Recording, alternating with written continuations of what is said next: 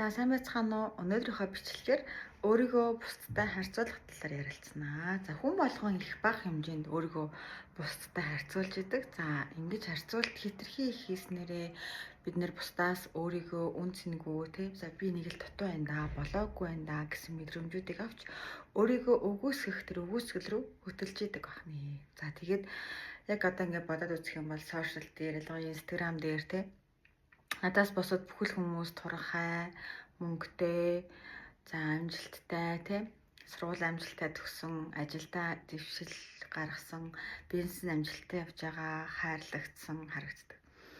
За тэгээд энэ болгоныг харахаар би яг өөрөө хинч биш юм шиг те. Миний одоо өнөөдрийг хүртэл хийцэн байгаа юмнууд өчүүхэн зүйл юм шиг санагддаг. Үүнээс болоод ингээд бидний үнэлгээ бураад байна. Тэгэхээр тэр үнэлгээ жоохон ч гэсэн дээшлэхийн тулд өөрийнхөө эргэн тойронд байгаа бусад хүмүүсийн сул тал дээр нь анхаарч эдгээр надаас юугаараа дутуу бай те биднээс юугаараа илүү вэ гэдгийг харж эхэлдэг. Тэгээд нөгөө хүмүүсийг энэ жоохон эмэгцэхгүй юм аа, хариуцлагагүй юм аа, залхуу юм аа ч гэдэг юм уу те. Энийн оронд байсан бол би аль хэдийн энийг ингээд хийцэн байгаа, магадгүй шийдсэн байгаа ч гэдэг юм уу. Энэний насан дээр ахта би энийг бүтээсэн байсан штэ гэж өөрийгөө баг зэрэг дээшлүүлж бодохыг хичээдэг. Гэхдээ энэ удаа үргэлжлэхгүй. Мэдээж дахиад өөр шин надаас илүү хүн гарч ирэх юм бол би буцаал өөртөө таагүй сэтгэл мэдрэмж маань гараад ирнэ. За ингээд энэ харьцуулт маань хэтэрснээрээ бид бүгдийн сэтгэл зүйн асуудал руу хөтлж идэх. Тэгээ эсвэл одоо өөрийгөө нөгөө турхаа хүмүүстэй харьцуулаад хит их идэхгүй байх ч юм уу те. Эсвэл тэр нөгөө нэг таагүй мэдрэмжээ дарах гэж хит их идэх. За өөртөө ихтгэлгүй болох, сэтгэл готролд орох, стресс, депресс үүсэх, за төвшил төрөх, өөртөө сэтгэл дундуур болох. За тэгээ нөгөө төгс хүмүүст өөрийгөө харьцуулаад ирэхээр бүх юмыг төгс төгөлдрөлөө одоо тэмүүлэх гэх мэтчлэн асуудлууд үүсдэг. За тэгээд судалгаа гарсан байдаг. Хин нэгэн одоо ойрын хүн ч юм уу те хөршин магадгүй суглаа нь хожлоо гэхэд тухайн хүмүүс өндөр дүнтэй худалдаа авалтууд хийх нь нэмэгддэгэ. За магадгүй шинэ машин худалдаж авдаг ч юм уу те зээл тавих нь нэмэгддэг гэсэн судалгаа байдаг. Тэгэхээр бид нар бусадтай өөрийгөө харьцуулснаар урт хугацаанд биднийг доош нь татах юм руу явж идэх гэсэн. Тэгэхээр энэний 3 шалтгааныг хэлээд тэгээд бүгдээрээ яаж үнээс гарах арга замыг ярилцъя. Эхнийх нь бол харьцуулалт ихэвчлэн бодит байдал тулгуурлагдаггүй. За тарих биднэрт худлаа хэлээд бодит байдлыг гажуудуулж биднэрт ойлголт өгч идэг. Тэгээ үүнийг сэтгэл зүйчид selective focus буюу blind spot гэж нэрлэдэг. Бид нэр зөвхөн өөрийнхөө тэр болохгүй байгаа хэсгийг тодруулж хараад нөгөө хүний хамгийн болж байгаа хэсэгтэй харьцуулаад байна гэсэн үг. Тэгэхээр маш нөгөө нэг авцалтайг хоёр зүйлийг харьцуулж байгааг анзаарч болно тийм. За жишээ нь би өөрийгөө сургууль дээрээ би хамгийн бүдүүн, хамгийн их батгахтай наа гэж өөрийгөө боддог байлаа гэж бодоход би тэр нөгөө нэг бусад юмнуудыг бүгдийг нь алгасч байгаа гэсэн үг. Надаас илүү батгахтай хүмүүсийг болон надаас илүү бүдүүн хүмүүсийг би игнорцж байгаа гэсэн. Тэр хэсэг мэдээллийг хаагаад зөвхөн би хамгийн бүдүүн нь хамгийн батгахтай нь тэгээд өөрийгөө хэн нэгэн арай илүү туранхай батгахгүй цэвэрхэн арьстай үнтэй ганцхан харьцуулж байна. Гэхдээ дүгнэлт хийхдээ сургууль тэр чихтэй тэгээд сургууль дотроо би хамгийн нь гэж харж байна гэсэн. Тэгэхээр хүн ер нь юмыг бүхлээр нь харах аргагүй те угаасаа мэдэх боломжгүй. За нэг он сурдаг лаг хүүхдээ чи өөрийгөө харьцуулдаг байлаа гэж бодоход тэр хүүхэд гэртээ очиод магадгүй аз жаргалгүй байдаг гэж болно. Зөвхөн аав ээж нь хичээл хийх шаарддаг. За түүний хүсэл сонирхлыг сонсдоггүй. Аав ээж хоёр нь хит одоо perfectionist те төгсгөл рүү тэмүүлдэг хүмүүс байх юм бол тэр хүүхдэд дотроо ямар хэцүү явдгийг бид нар мэдэхгүй. Тэрэн шиг бид нар яг тэр өнгөц харагдсан хэсгийг татаж гаргаж ирж өөртөө харуулад өөрийнхөө хамгийн тэр сул тал муу байгаа зүйлийг томруулж хардаг байх нэ. За жишээлбэл би нэг гэр бүлийн ч юм уу те нэг найзаа таньдаг. За манай эрэгтэй найзын эхнэр нь гэж бодчих. За тэгээ тэр эмэгтэй маш гоё юм тайван, аз жаргалтай, юм болгоно аяг гоё хөнгөнөөр хүлээж авдаг, эерэг бодолтой хүн те. Тэнгүүд би тэр хүнтэй өөргөө харьцуулаад ямар гоё чийл юм бэ те. Ингээ юунд санаа зовхгүй яаж юм гоё тайван, хөвгөлтэй гоё байдаг байна. Гэтэл би имийг яаж хүн дээр хүлээж авч ийн, юм болгоно одоо ингээ те ач холбогдол өгч ийн, эсвэл өөр дээр хүлээж авч ийн гэдэг ч юм уу гэж боддог байлаа. За гэтэл нөхөр нь за ийм их нэртэй байх гоё бах та тий чамцтай гоё тайван жаргалтай байдаг бах та хажууд нь байхад тухтай байдаг бах та гингүүд тий ер нь гоё. Гэхдээ шүүмжлээгүй. Тэгтээ яг энэ гоё чийлээсээ болоо зарим нэг яг ингээд тулцсан ч юм уу те чухал асуудлуудыг чухал гэж хүлээж авдаггүй, тоодоггүй, хийдэггүй өнгөрөөснөөр асуудал үүсдэг юмнууд бас байдгаа гэж хэлдэг. Тэгэхээр яаж юм гэхээр бид нэр зөвхөн нэг хэсгээс хараад бүтэн тодорхой том ерөнхий ойлголтыг гаргаж ирж тэргээр хаагаад байна гэсэн үг. Тэгэхээр бид нэр сошиал дээр ч гэсэн хүмүүсийн яг харуулахыг хүсэж байгаа тэр хэсгийг л харж байгаа. Цаана амьдрал юу болж байгааг бид нар мэдэхгүй те. Тэгэхээр тэр зөвхөн наад гарч ирж байгаа хэсэг дээр тэгснээ өөрийнхөө бүр зөндөө олон юм байгаа дундаас нь яг тэр хамгийн дороо болохгүй юм гаргаж ирээд ингээд жишээд өөрийгөө доош нэгээд өгөөсгээд ахаар ямар үр дүн хүрэх вэ те. За тэгэхээр бид нар угаасаа ингээд хотод амьдарч байгаа. За тэгээд бие бинийгээ бүгдээрээ одоо сайн таньдаг уу те. Тийм тосхон ч юм уу жижиг газар амьдраагүй. Дээрэс нь бид нар яг өмнөхөө бодвол юу гэдэг хэр олон хүнтэй юм дотн харилцаатай вэ. Тэр хүмүүсийг бүх юм мэдхээр ч юм уу те. Тийм харилцаа одоо ингээд багасаал байгаа шүү дээ. Тэгэхээр тэгж бодож үзээрэй. Тэгэхээр ингээ болохын тулд яах хэрэгтэй вэ гэхээр нэгдүгээр хизээ хаана яг ямар үед өөрийгөө бусдтай илүү их харьцуулж байна вэ гэдгийг анзаарна. Тэрийгээ тэмдэглэн гэсэн үг тийм. Магадгүй утсан дээр нүүдэн дээр за би яг ингээд сошиалд орохоор ингээд байгаа юм байна. За магадгүй би яг тэр нэг хэдэн найзтайгаа групп дээр очихоор яг тэр мэдрэмжийг илүү их аваад байгаа юм байна. За хоёрдугаарт нь болохоор хамгийн нийтлэг харьцуулсан тэр бодлуудаа бичнэ. За ихэвчлэн би энэ хүмүүсийн орлого дээр нь өөрийгөө харьцуулаад байна тийм. Магадгүй надаас илүү мөнгө олж ийн гэдэг дээр харьцуулаад байна. За эсвэл би энэ хүмүүсийн би галбар дээр нь тийм илүү их харьцуулж байна. За эсвэл энэ хүний яг тэр нэг өөртөө ихтэй байгаа байдал дээр нь ч юм уу өөрийгөө харьцуулж байна. Ямар бодлууд харьцуулсан бодлууд яг ямар нь илүү их тавтагдж байна гэдгийг бас бичиж үзнэ гэсэн үг. За тэгээд өөртөө байнга сануулна. Энэ бодол бол бодит биш.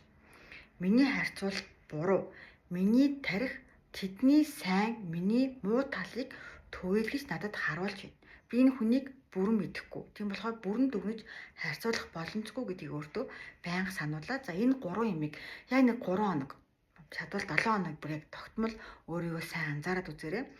За тэгээд мэдээж нөгөө сошиал дээр байдаг яг тийм токсик те позитив токсик гэх юм аккаунтуудыг unfollow хийх хэрэгтэй. За нэг сайн parenting эцэг их байдаг одоо бичлэг ч юм уу те эсвэл гоё бие бэлдэртэй ч юм уу. Тэндээс чи яг эерэг мотивашн авч чадахгүй байгаа бол тэрийг unfollow хийгээд хэсэгтээ одоо яг тэр саний тасгалуудыг хийж байгаа үедээ өөрийгөө илүү сайн анзаараад тэгээд зүгээр болсон үедээ илүү эргээр харж чаддаг болсон үедээ буцаагаад дааж болно гэсэн үг. За хоёрдугаар шалтгаан нь бид нэр бусадтай өөрийгөө харьцуулснаар бидний тэр identity буюу хувь хүний яг би хэн бэ? Би яг ямар хүн бэ гэдэг тэр одоо үнэт зүйл маань дандаа савлж идэг. Яа гэвэл би сайн хүмүүстэй өөрийгөө харьцуулаад ирэхээр би муу юм байна. За муу хүмүүстэй өөрийгөө харьцуулаад ирэхээр за би сайн юм байна гэд өөртөө шууд дүнэлтэд өгөөд эхэлтгий гэсэн. Тэгэнгүүт яг тэр миний ямар хүн байхыг гадны хүчин зүйлүүд шийдэд байгаа байхгүй. Тэгэхээр би тэр өөрийнхөө сэтгэл санааг, өөрийнхөө үн цэнийг, өөрийнхөө тэр байгаа байдлаа яг би хинбэ гэдэг тэр үнэт зүйлээ зүгээр нэг хүнд юм уу те өөр хүнд өчөөд нэ гэсэн үг. Чи шийдээ. Би ямар хүн байхыг чи шийд. Би ямар сэтгэл санаатай байхыг чи шийд гэдэг өчөөд нэ гэсэн үг. За тэгэхээр бид нар мэдээж хаанч байсан ямар нэгэн зүйлээрээ биднээс илүү хүн байгаа, мэдээж дутуу хүн байгаа. Тийм болохоор энийг бид нар хянах боломжгүй болчихоо гэсэн. Тэгэхээр бидний хийх ёстой зүйл юу вэ гэхээр үн цэн, миний үн цэнийг тодорхойлж байгаа зүйл бол хүмүүсээс илүү дутуу байхаас хамаардаггүй гэдгийг ойлгох тийм. Миний үн цэн угаасаа байгаа. Би үргэлж үн цэнтэй.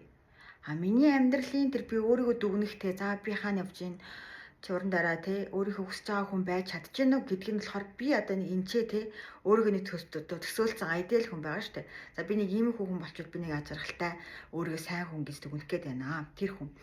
Гэтэл одоо би нэг энэ хавьд байна. Гэтэл би яаж дэш явах вэ гэд энэ хүнтэй өөрийгөө харьцуулахаас биш бусад өөр хүмүүстэй биш.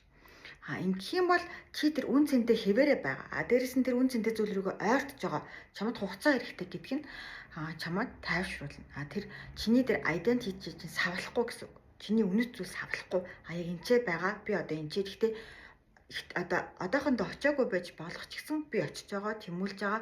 Одоо би хаана байгаагаа мэдж байгаа, юу дутуугаа мэдж байгаа. Гэтэ би тэр тийшээ энчээнэ хүрнэ гэсэн итгэлтэй байна. За тэгэхээр жишээгээр авч үзэх юм бол за би эрүүл байхыг хүсэж байна. Гэхдээ би эрүүл байхыг хүсэж гингүүтэй хүй энэ сараа чи надаас турхаа штэ. Тэгэхээр би нэг л ер нь бүтлэхгүй амт юм аа. Тэ ийм турхаач байж чадахгүй. За гэж бодлоо гэж бодъё. За гэтэл нөгөө талдаа хүй нараагаас би гэхдээ арай жоохон галбирлаг штэ. Тэ? Бэлхүүсээ арай турхаач гэдэг юм уу? Би тэгэхээр арай гайгүй ч юм уу? Ингэж бодох юм бол тэр нөгөөнийг савлгаа ороод ирчин гэсэн үг. Нөгөө талдаа бид нар яаж бодох нь зүг вэ гэхээр за би эрүүл баймаар байна. Гэхдээ би юу хийж байгаа вэ? Миний өдөр тутмын нөхцөл байдал ямар байгаа вэ? За би алхаж байгаа. Болж игэл нэг 10 минут чамаагүй жоохон дасгал хийгээд байгаа. Хөдлөөд байгаа. Гэхдээ би сэтгэл хөдлөлөөр юм уу бусд хүмүүсэд байгаа junk food, төргөн оол идчихэд байгаа. Эсвэл чихэрлэг юм хийж идчихэд байгаа. За энийгээ би яаж болох вэ? Тэ яаж илүү эрүүл хооллолдог болох вэ? Яг ингэж сэтгэж эхлэх юм бол илүү эрүүлэр тэгээд өөрийнхөө тэр нэг өсөж байгаа эрүүл байя гэдэгтээ уялдаж гинэ гэсэн үг. Тэгэхээр яг ингэж нэг бодоод үзээрэй. Яг тэр нэг өөрийнхөө харьцуулж байгаа юм дээр за яг миний үнэт зүйл нь юу юм бэ? Миний болмоор байгаа, баймаар байгаа тэр зүйл юу юм? Тэгээд энтэй би яг өөрөө яаж холбогдох вэ? Бусад хүмүүсээр дамжуулж биш те. Өөрийнхөө анхаарлаа энерги тэр харьцуулт дээр биш те анхаарах ёстой тэр гол зүйл дээрээ төвлөрүүлэх нь штэ хин баймар байгаа юун дээр өсөж хүчмөр байгаа дээр анхаарад цагаа гаргаад энерги зарцуулах юм бол илүү өсөлт хөгжил бидэнд хүлээж байна гэсэн үг. За 3 дугаар шалтгаан бол харьцуулт ихэвчлэн өрсөлдөөн рүү чиглүүлж хүнийг ингээд бусдаас нь тусгаарлуулж идэг. Жишээ нь би нэг хөл бөмбөгийн тамирчин байлаа гэж бодъё. Миний зорилго багийн шилдэг тамирчин болох. Энэ үеэс би багийн гишүүдтэй өөртөөгөө харьцуулж эхэлнэ. За магадгүй тэмцээний явцад би тэр хүмүүст амжуулахгүй өөрийгөө баталж харуулах гал алддаг ч юм уу те. За жишээ нь надаас өөр хин нэгэн гол оруулахад би уурлаж, стресстэж, төгшөж эхэлдэг ч юм уу. Тэндээсээ болоод өөрийгөө багаасаа тусгаарлаж эхэлнэ. Яг л би тэр хүмүүсийг хамтрагч биш, дайснууд өрсөлдөгч гэж харж эхэлж байгаа гэсэн үг тийм. Тэгэхээр нөгөө хоёр дээр яригдсан шиг бусад хүмүүс дээр биш, өөрийнхөө үнцэн дээр тулгуурлах юм бол тулгуурсан харьцуулт хийх юм бол за би салбартаа шилдэг байхыг хүсэж байна. Би энэ багийг төрүүлүүлэхийн төлөө чадлаараа хичээх болно. Би багийн сайн тоглогч байж чадна гэд хамтын хүчээр илүү байх болохоос өрсөлдөөнөөс дандаа сөрөг зүйл үүснэ гэсэн үг. Тэгэхээр бид нэр өөрөөсөө сайн байгаа хүмүүсээс дандаа суралцж тийм хин амжилттай бай, хин нэгэн баян байлаа гэд амжилттай байлаа гэж чиний боломжоос хулгайлаагүй чамайг доош нь хийгээгүй тэр цаан чинь зөндөө хязгааргүй боломж эд баялаг амжилтууд байгаа. Зөвхөн нэг ширхэг тавган дээр байсан нэг юмыг тэр хүн аваад чамд юуж үлдээгүй юм шиг аашлахаа болоод зөвхөн өөрийнхөө үнцэн дээр тулгуурлаад ирэх юм бол тэр амжилт хязгааргүй гэдгийг өөртөө суулгаж авах юм бол илүү амрах нэ. Тэр мэдээж эндээс гарахын тулд бид нэр өөртөө байгаа тэр сайхан зүйлүүддээ талархаж тэрийг улам сайн өнгөлнө гэсэн үг те. За тэгээд өөртөө сануулна. За би ингэж харьцууллаа гэд аз жаргалтай болохгүй. Харах өнцгөө зөв чиглүүлье. Өрсөлдөхийн оронд хамтарч харьцуулахын оронд илүү холбогдъё.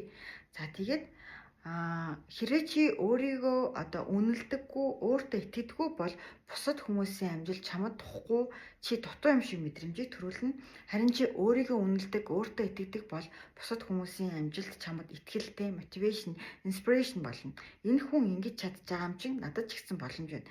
Би ч гэсэн чадах юм байна гэсэн итгэл төрхнээ. За тэгэхээр энэ хүртэл үзсэнд баярлалаа. Чи үнцэнтэй шүү. Гадаад хүчин зүйлс тэрийг тодорхойлохгүй. Тэгэхээр өөрийнхөө үнцэн дээр, өөрийнхөө хэрэгтэй зүйл дээр, өөрийнхөө өсөлт хөгжил дээр илүү их анхаарлаа төвлөрүүлээрэй. Амжилт.